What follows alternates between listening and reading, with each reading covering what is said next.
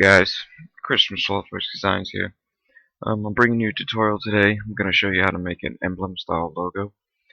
I guess it doesn't have to be a logo, but pretty much it would go great as a logo, amongst other things.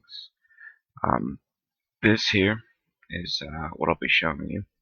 I'll take you through all the steps of how to do the star, how to do this bevel effect right here.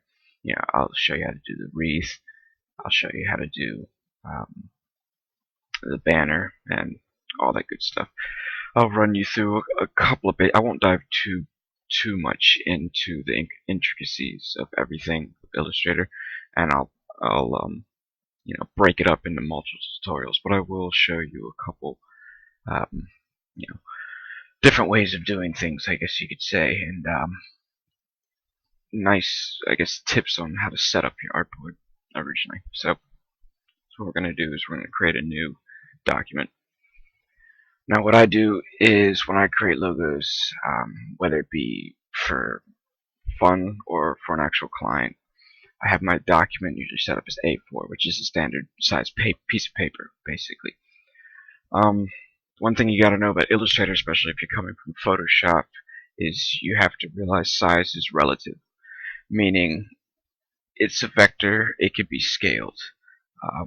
It's the whole purpose of a vector is so you can make it really small or really big without loss of any quality, no pixelation, because it's not raster art, it's pure vector, it's points, it's pure computer data, pretty much. So don't get mired down on how big to make your artboard and all that stuff. An A4 is your typical standard document size for any kind of logo work, especially with client work. It will fit on the screen right there. Everything will be right in the center, easy. You won't have to scroll around, zoom in, zoom out. It'll be perfectly presented for you. So it's a good file. And color mode, I work with it in Illustrator, is CMYK. It should be pretty much your default anyway. 300 ppi is definitely what you want if you're looking to go into print. Considering I do client work, that's not exactly cheap.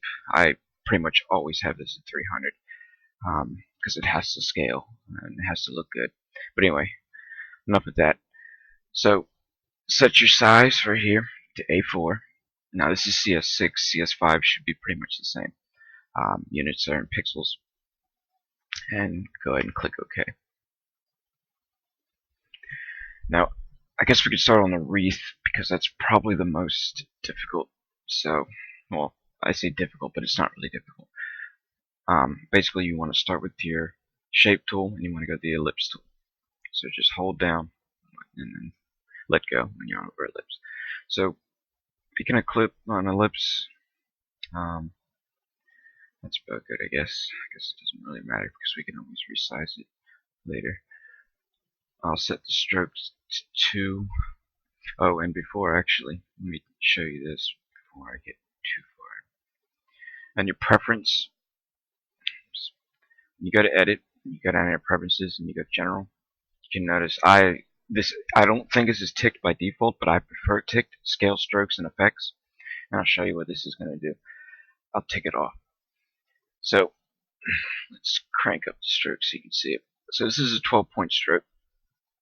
Okay, and what happens is if that's not ticked like it is now, you'll notice the stroke remains a 12-point stroke no matter how big or small you make it. Now you can obviously, there's other ways around this. You could just easily go to Object, Expand, and what this will do is it'll turn the stroke into an actual shape, and then from there it will resize accordingly. But I don't like doing that, mainly because once it's like this, it's no longer stroke. It's editable, but it's not quite as editable. Not as easy anyway. So let me turn it back on. That's why I generally like this, because as you'll see now, it's relative. It gets smaller. It's just, a lot less hassle, and that means I can wait to expand everything until I'm finally done. Let's see. Oh, but I will say that one thing is this is why you may want it on, you may want it off, depending on if you're going to resize it a lot and you want to keep that stroke a certain, you just kind of want to get everything, maybe tighten it up, but you want still say a 2 pixel stroke, you may want to keep it off. That way it'll stay a pixel, because you'll notice you go up here, the stroke is changing. So you'll have to keep going back and go back to 2. But whatever. That's just a little tip. Anyway, back to what we're doing. So you're gonna take the ellipse tool and you'll just draw an ellipse. And then you'll go over here to the white arrow, which is your direct selection tool. What this allows you to do is select individual anchor points versus your selection tool, which would select the whole thing. So you're going to click the top one, you're going to go up here, and this is convert, as you can see, convert selected anchor points to corner. So this will basically turn that round the roundness into a square edge like this. And then you'll go back to the selection tool and you'll rotate it a little bit, and then you'll hold down Control, press C, and it'll copy this shape. And then you'll keep holding Control and hit F. And what that did is I'll pull this down, so you can see it basically duplicated the layer. Now, if you're coming from Photoshop, this is one of the biggest hurdle you got to get over. Is layers, they exist, but they're not quite the same. Like, you can keep making new layers, just like Photoshop, and delete them just like Photoshop. But it's not necessarily efficient to do that. What Illustrator does is it breaks it down, each layer, into potential sub-layers. And then you can accordingly kind of move things back and forth to place things over or behind certain things. Versus keep on going up here and drag and stuff like that. The only time I really use multiple layers is different elements that I want to keep separate up until I'm completely done with the logo. But anyway, so enough ranting. Let's try and make this quick. I don't want to carry this on too much. So now you'll right click and go to transform and reflect. And what this will do is, you can see, if you click preview, it will flip it around. So you want it vertical, click OK. Then nudge it over. If you hold down Shift, it'll go quicker than if just hitting the arrow keys. And make sure it lines up pretty good. You can see the outlines. So if it makes a nice smooth rounded corner, you're pretty good. So now you're going to want to make this smaller now, because you're going to want a whole bunch of them.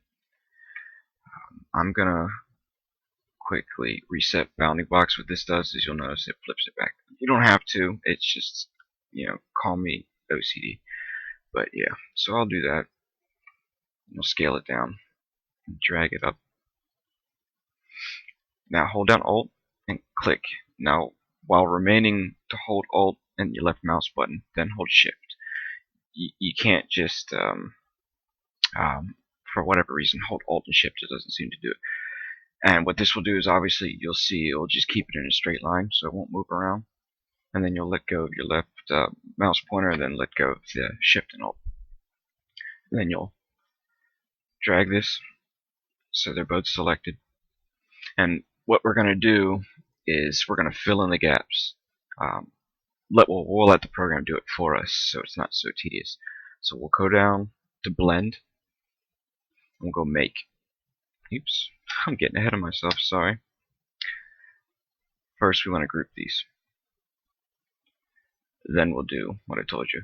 Alt, Shift, and drag down. Select them all. Okay.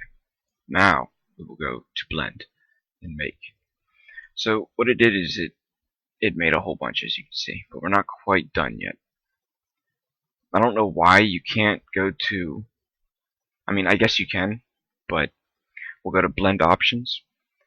And for whatever reason, if you don't make it first and then go to Blend Options, you can't preview it, and this just makes it a whole lot easier. So you go to Spacing, and you go to Specified Steps, and then you tell it basically how many copies you want. So let's try 20. Hit Tab, don't hit Enter, you'll do it, just hit Tab, so we'll go away. and you'll see they're just starting to overlap each other, which is pretty good, which is what you want. Let's see, about 21, a little bit snugger. Okay, and then you'll click OK. And then from here, almost done. I'm going to go back up to Object. We're going to go to Envelope, Distort. Excuse me.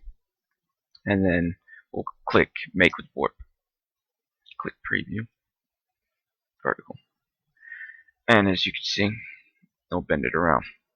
Now it's up to you how much of a bend you want. Me particularly, I kind of like 80, although you can go 100, because we are gonna delete some of these out, so it doesn't make a full circle, a full half circle anyway. But what I showed you at the beginning of the video, I did with 80. I believe I did with 80. So personal preference.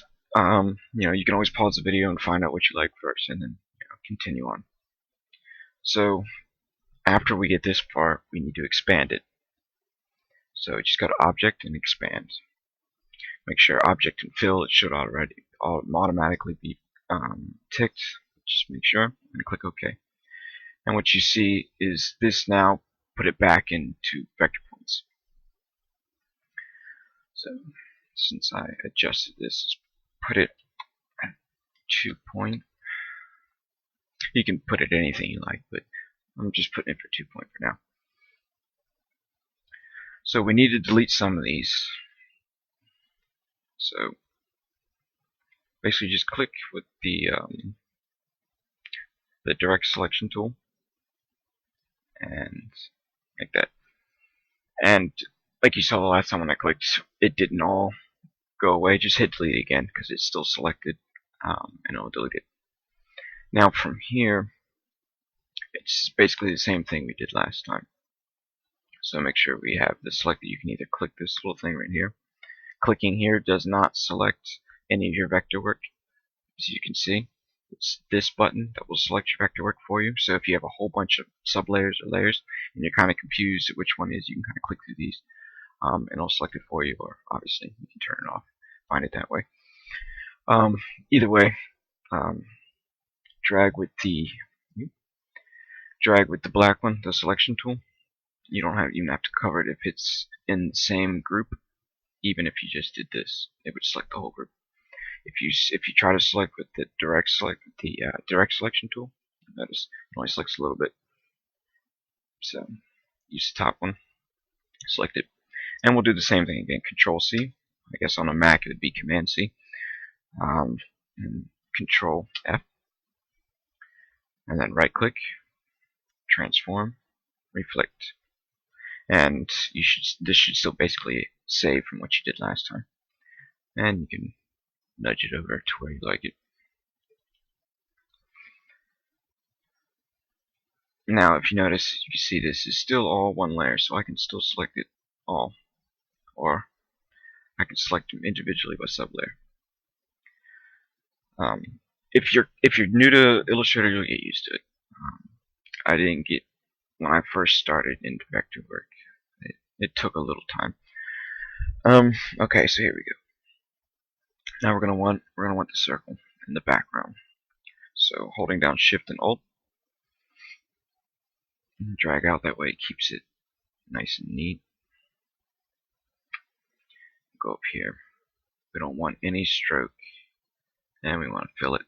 I don't tend to use pure black, which is, you can see, cyan 0, magenta 0, yellow 0, which is CMY, and then K.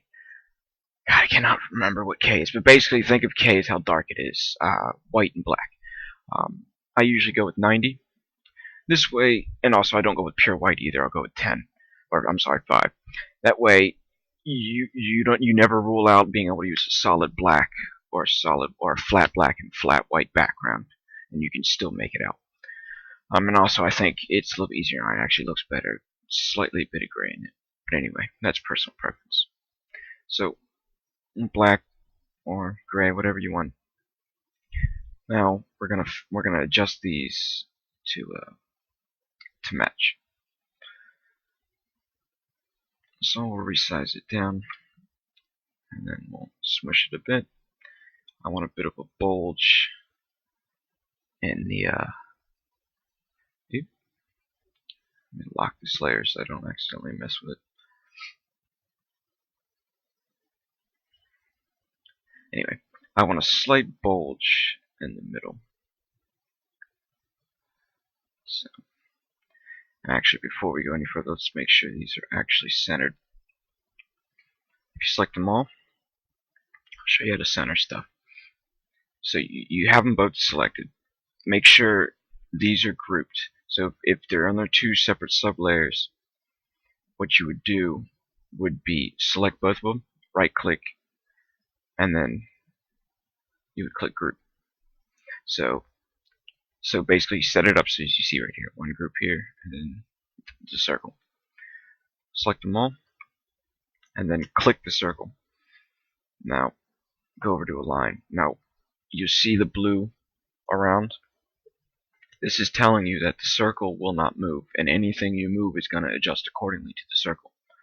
So we'll go over here to align objects. Distribute objects would distribute it relative to the artboard. We don't want that. We want to align objects.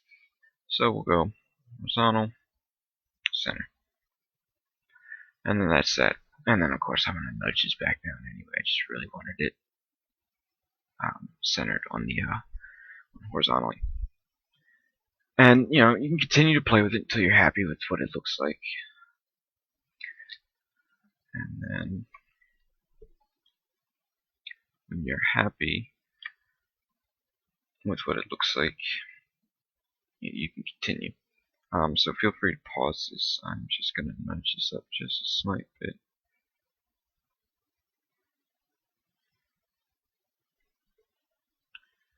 Okay. So now we're going to put, as you see here, we're going to put this stroke in here. So actually all we really have to do would be to copy this down. So basically you just select it, and just like in Photoshop you would drag it to here, create new layer. And it, just like in Photoshop, what's above is going to be on top. You know, what's below is going to be beneath. So make sure this is in the middle. And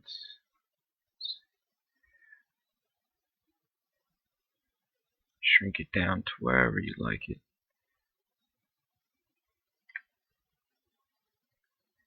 Yeah, I guess it's pretty good. Okay, and then go back down to this one. We're going to change this color to white. I guess you could say gray. Whatever. Lightish gray. Barely gray. Change this to so they all match color. Okay.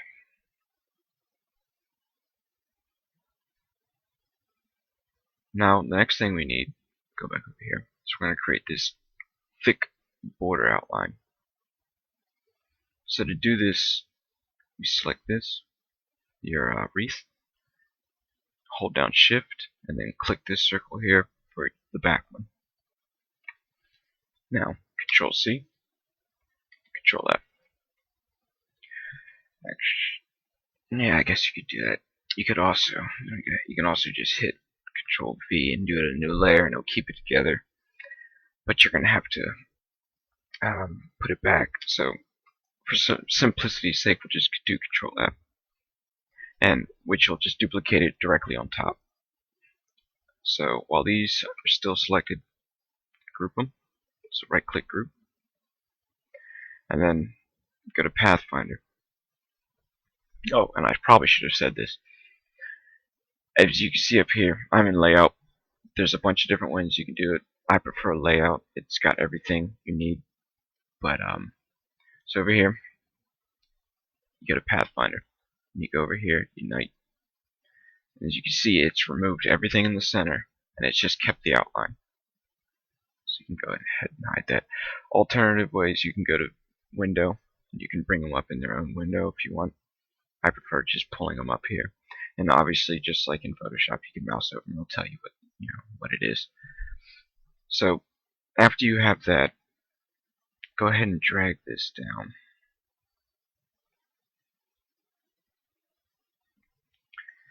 And if you want, I'm gonna go ahead and do it. If you want, go ahead and select those and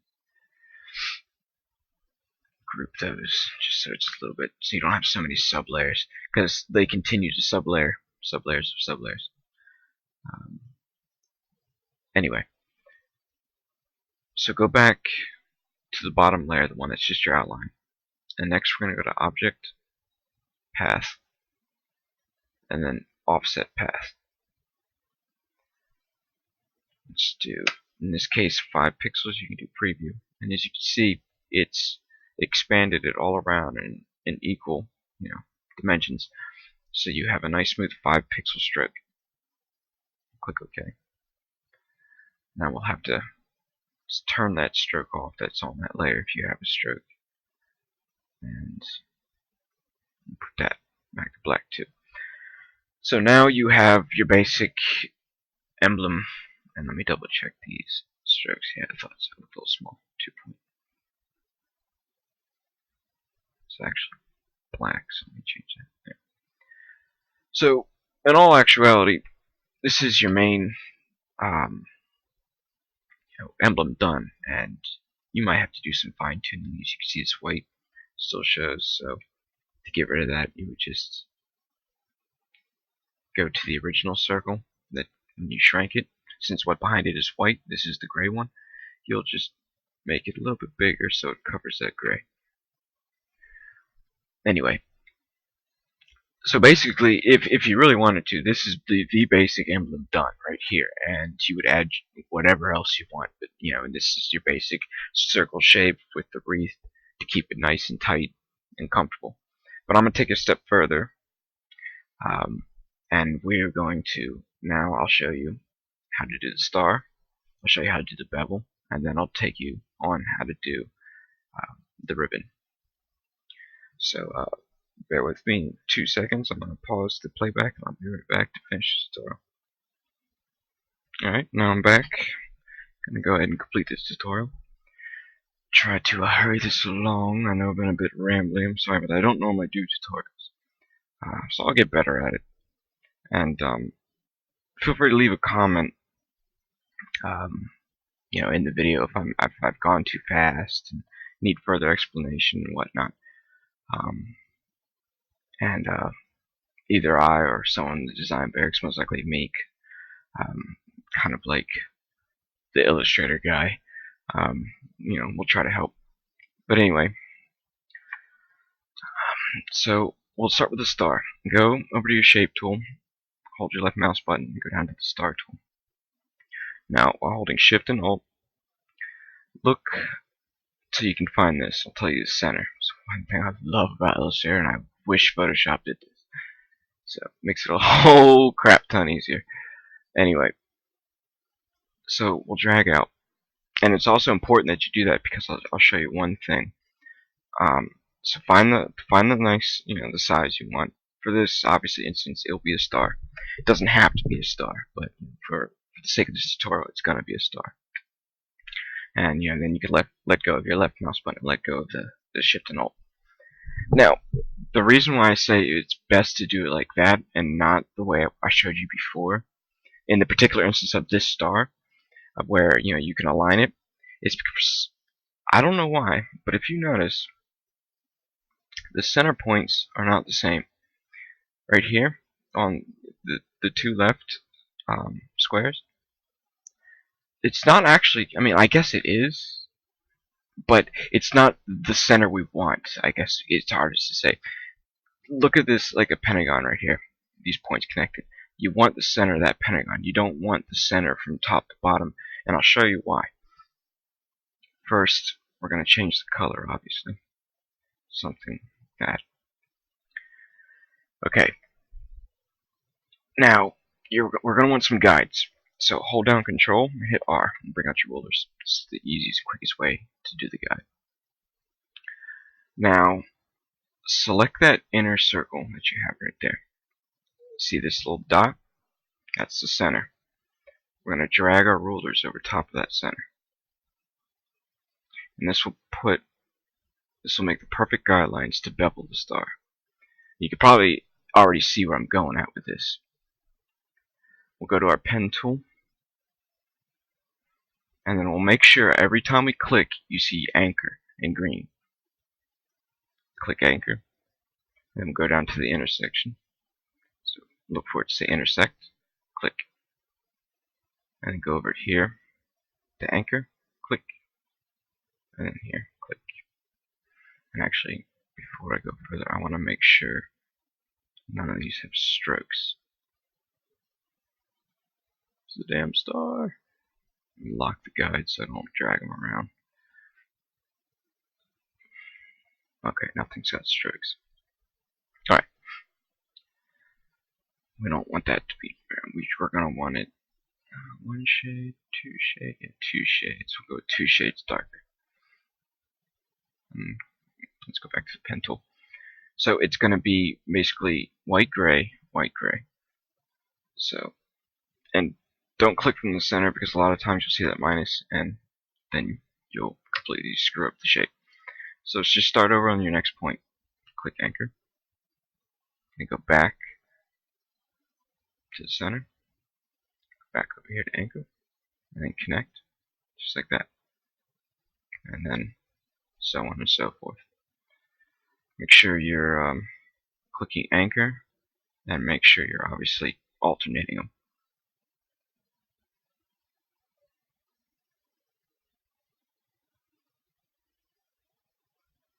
And last one.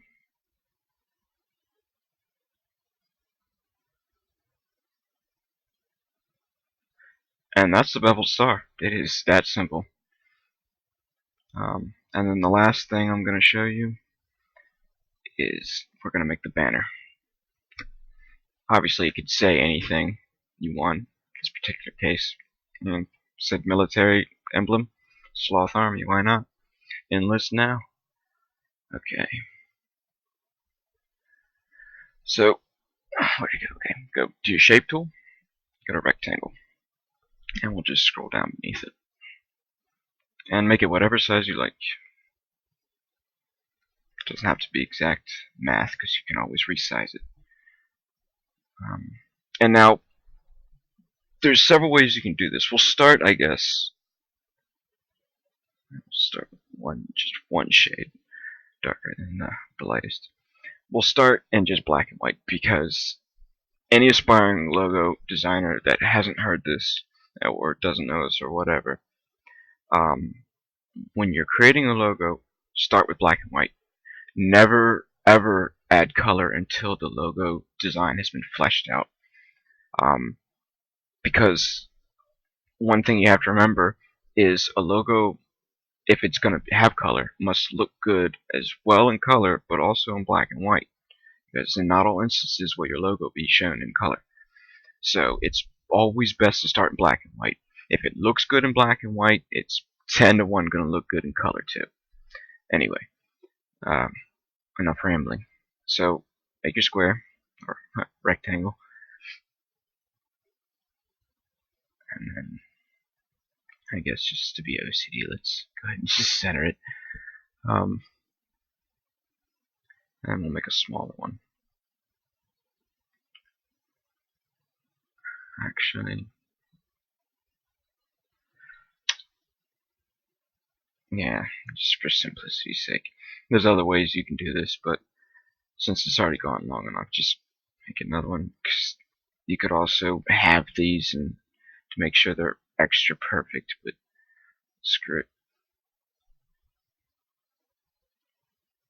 Okay, so once you have the next one, line it up, I guess, to make it easy on yourself.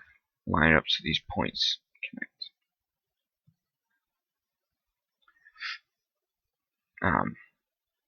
And then what you're going to do from here is hold down Alt, left mouse button, and hold Shift, drag over, intersect, and that should already set you up.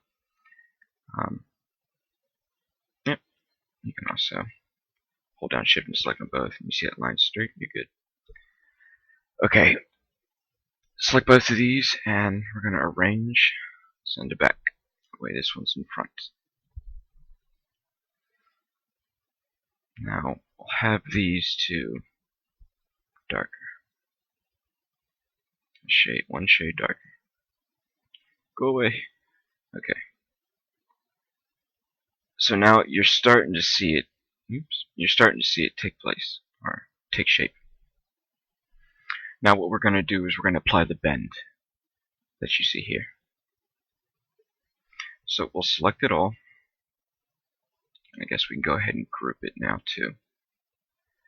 So right click group. Go ahead and click object, and we'll just go to the envelope distort we used earlier. Make with warp. Preview. Horizontal. And obviously we don't want the same extreme bend. We're actually going to want a pretty light bend. 10% or so is generally good, but if you want a slight bit more, let's look at 15. Guess we'll go with 15. Now we're almost done here. Before we do anything else, let's make sure everything lines up good. It's not too big, it's not too small. So I'll show you what we're going to do next.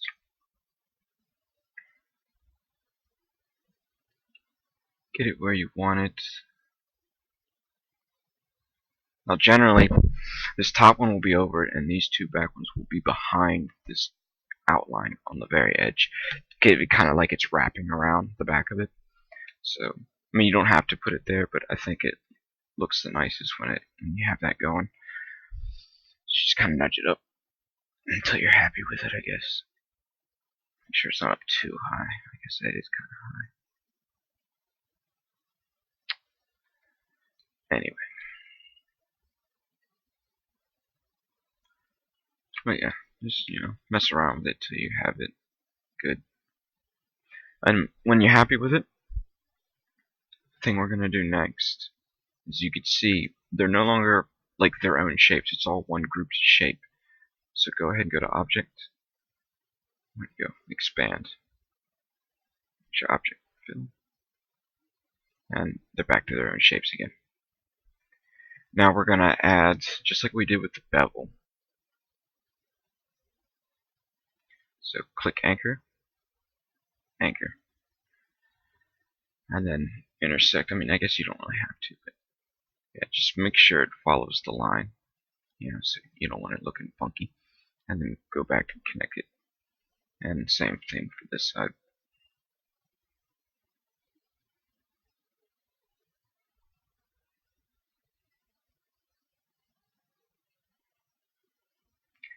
Okay. And select these two shapes. Right click. Arrange. Send backwards. Actually, I might want to change the color first. I keep getting ahead of myself. I'll get better at these as I go on. Like I said, I haven't done a whole lot of tutorials. I'm more of a I just kind of do kind of guy rather than explain it to people. But I plan on doing plenty more tutorials. So as I go, I should be obviously getting better. So arrange, send backward, and if it put it behind it, go to direct select, arrange, send backward too. Double check where they are.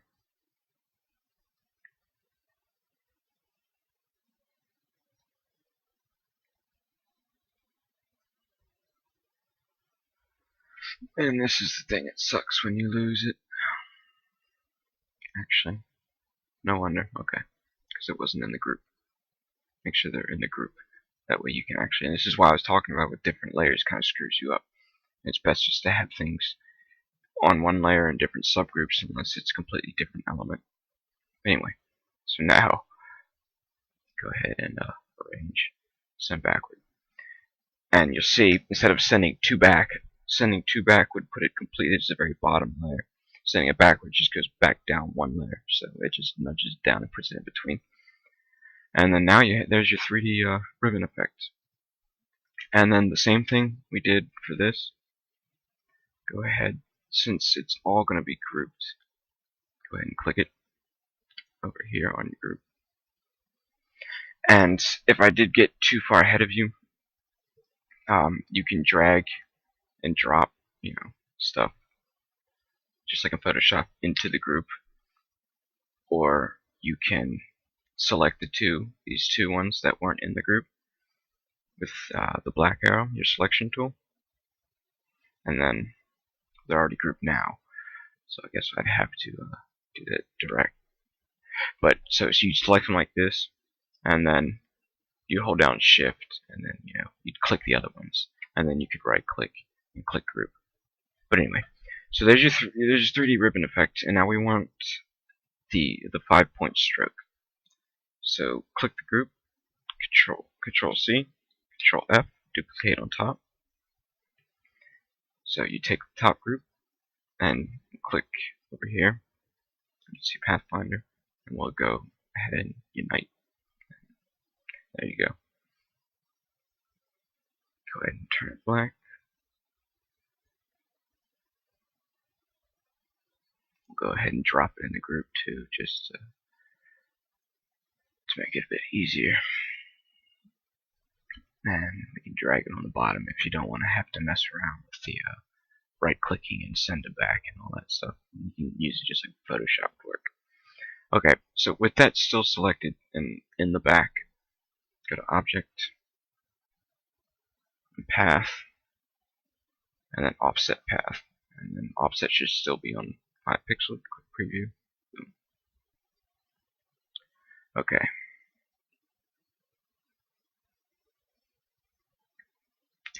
And it actually looks like if you have a duplicate, you can just go ahead and delete it. Now, you actually might not want it in the group with this one. You're going to actually want it in the group that you have it with this 5-point. That way it all connects. And you can see how it doesn't go in front now and all that good stuff. So now you have a solid 5-point stroke around the entire thing. And from here on, the only thing left to do would be to write text. And that's obviously pretty straightforward. In your text tool, click. Let's see, I'm going to go with, for this instant anyway, you guys might not have this one, but one of my favorite fonts. We'll go with Helvetica. There is a lot of different versions. Now this is not a free font. You will have to pay for this. So this is why most of you might not have it. Pick a nice, for me anyway, I'll pick 85 heavy, which is a nice thick font. That's going to be entirely too big, whatever. I'll adjust it there. Caps lock, Sloth. Alright.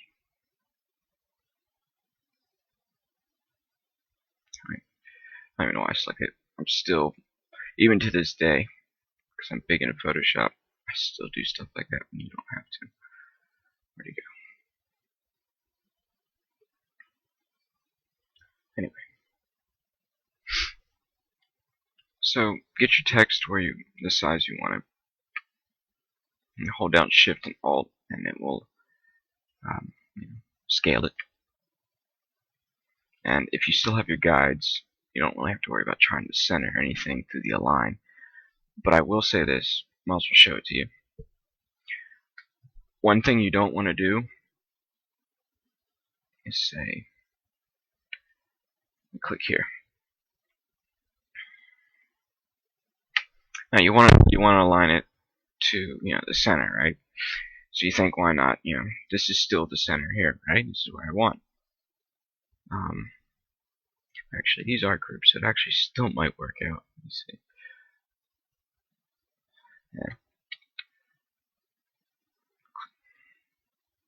Yeah, they were grouped.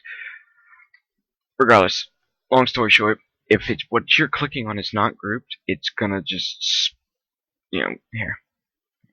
What I know isn't.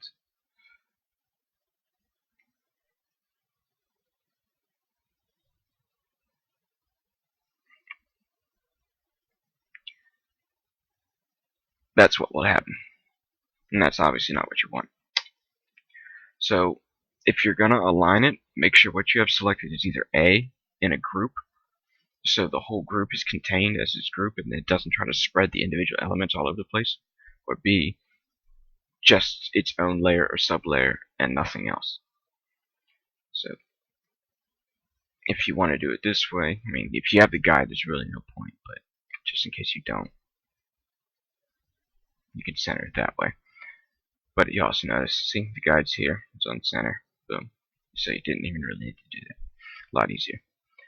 And if you're new to Illustrator, it's all about workflow, and the more you use program, the more your workflow increases, and you'll start picking up little tips and tricks along the way that'll speed things up. But anyway, from here we want to add the bend.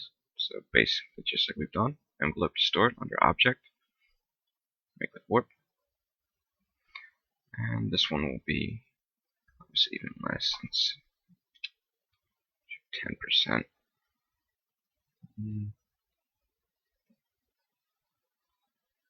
8 looks good, I guess. Go back up to object, expand. Now that you've clicked expand, I will say this: since this was a font, it is no longer a font. You can't just use the font tool and come in here and start deleting stuff. If you notice now, everything has been transferred into points.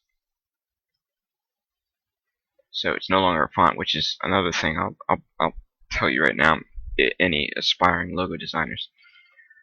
Anytime you finish a logo, make sure you expand your fonts, because the people that you give the logo to might not have the font on their computer, and also through licensing agreements, if you purchase the font or if there's certain stipulations with the font, even if it was free and you can't distribute it, expand it, and you don't have to worry about that problem. But anyway, and there you go. I mean, obviously you could add color, which is obviously straightforward. Go with the direct selection, so you can just select one of these and you go up here and boom, you'd select your color. So I don't think I need to go any further with that. Just obviously keep, what I like to do is, this is the lightest, this is the second lightest, and then right here that made the 3D coming back would be the darkest. That's my rule of thumb of keeping it look like it's obviously a 3D ribbon. But that's it. I hope this helped any one of you that is looking to pick up some Illustrator tips. Like I said, there's going to be a whole bunch more that I'll be doing. I'll be doing brush, covering the brush tool. I'll be covering the pen tool more in depth. I'll be doing a tutorial specifically on just nothing but Illustrator basics, which would pretty much go through how to set up your artboard, and not even just setting it up for starting, but also setting it up for your final product if you're going to print. Not everyone obviously watching this is going to be going to print. I mean, it's even a lot of the stuff I do still remains on screen.